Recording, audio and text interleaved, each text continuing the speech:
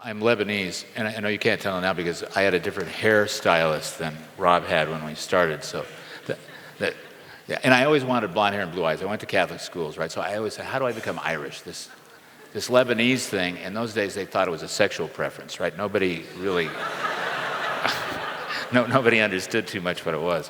So, I mean, quick story. I was fortunate enough, and I didn't have Dean Rasmussen in those days, but I finished SC Law School. Thank you, dear God, thank you for letting me out, which was an incredible experience, but very difficult.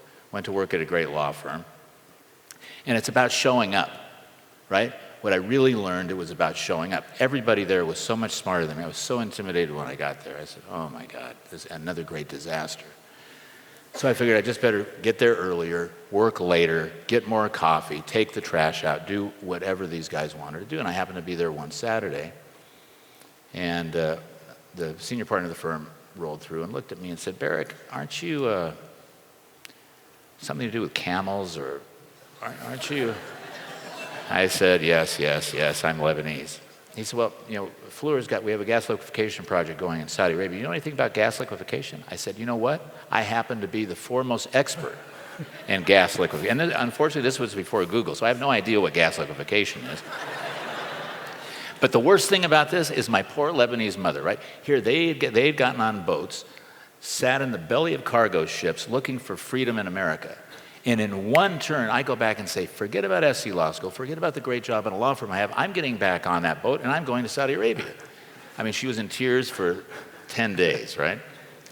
I knew nothing about Saudi Arabia. I knew nothing about what it was. But what Rob is saying, what that did, through actually a series of SC relationships, and Corky Severson is in the audience tonight, who ended up being one of my best pals, and he and I together, just a quick story, and I won't give you Corky stories because he'll be in jail if I tell him all, but just the power of SC.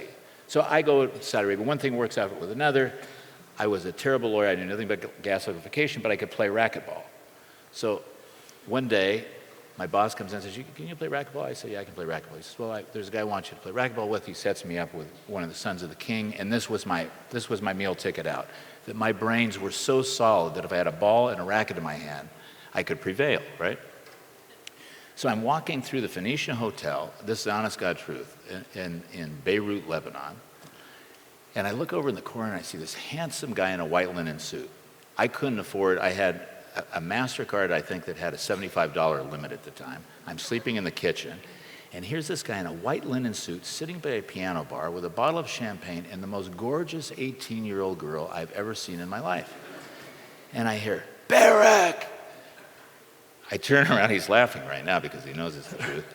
He's sitting here, and it's Corky, my SC buddy. Here we are, 7,000 miles away. And this was the turning point, honest to God. His dad was in the oil business. He was doing an oil deal in Al Fujairah. He said, aren't you one of those camel, don't you? I said, yeah, Lebanese. He said, perfect. How's your language? I said, it's perfect. It is perfect. Of course, it was a dialect that was 90 years old. He said, well, do you know anything about oil and gas exploration? I said, it's funny you asked that. I happen to be an expert. I don't know a clue. And that started. Thank you, Corky. It was great. But that started the experience. I never knew where I was going. I never knew a thing about what it was that I was going to do. I still don't. The idea is drive through it, figure it out, have commitment, have dedication, take the blows, take the punches, and do it. And do it now.